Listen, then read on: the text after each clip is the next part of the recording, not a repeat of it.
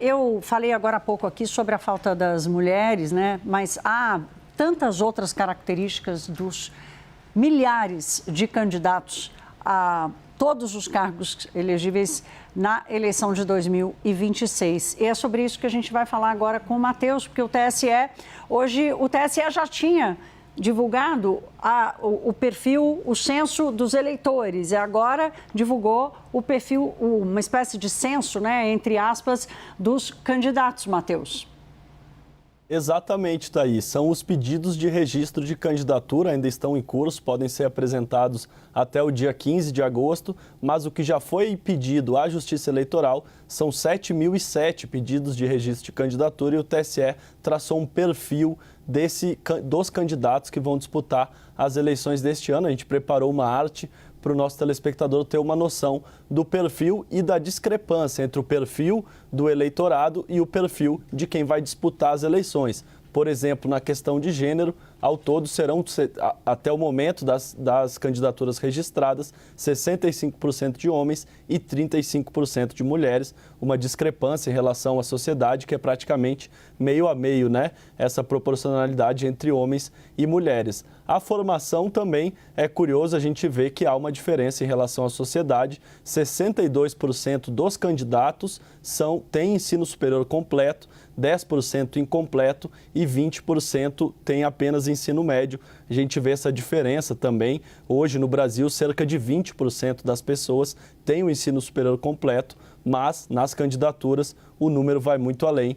Também dá para explicar, né, justamente porque tem acesso a partido, a conseguir um registro de candidatura. Geralmente são pessoas que têm mais acesso na sociedade em relação ao público no geral, que vai às urnas em outubro.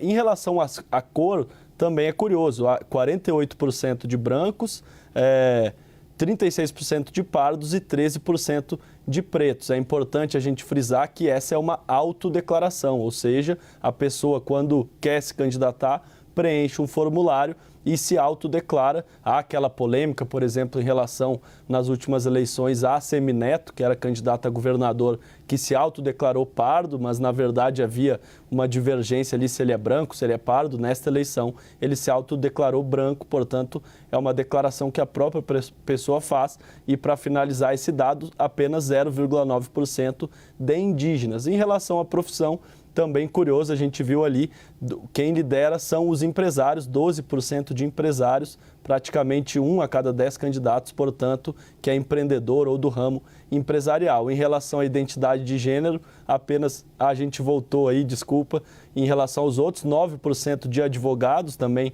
é um número muito alto. Em relação à identidade de gênero, apenas 1% de transgênero candidatos nas eleições deste ano e orientação sexual, 96% se declaram heterossexuais, 1,2% gay, 1,2% bissexual e 0,9% de lésbicas, 0,2% pansexual e 0,1% assexual, Thaís. Portanto, o perfil dos candidatos, que como você bem colocou na abertura, aqui na introdução da pergunta, candidatos a todos os níveis administrativos, deputado estadual, deputado federal, 2 vagas ao Senado, governador e presidente são os cargos que estão em jogo nas eleições deste ano. Ao todo, geralmente, em eleições gerais, são cerca de 29, 30 mil candidatos, portanto, 7 mil já é uma amostragem bem ampla e dá uma ideia do perfil dos políticos que vão pedir voto nas eleições deste ano. E como a gente colocou aqui no começo, dá uma ideia também da discrepância, né, Thaís, que você fez a pergunta e citou a ausência de mulheres nas candidaturas a presidente. A gente vê que o número de mulheres também é pequeno no geral e não apenas na disputa nacional.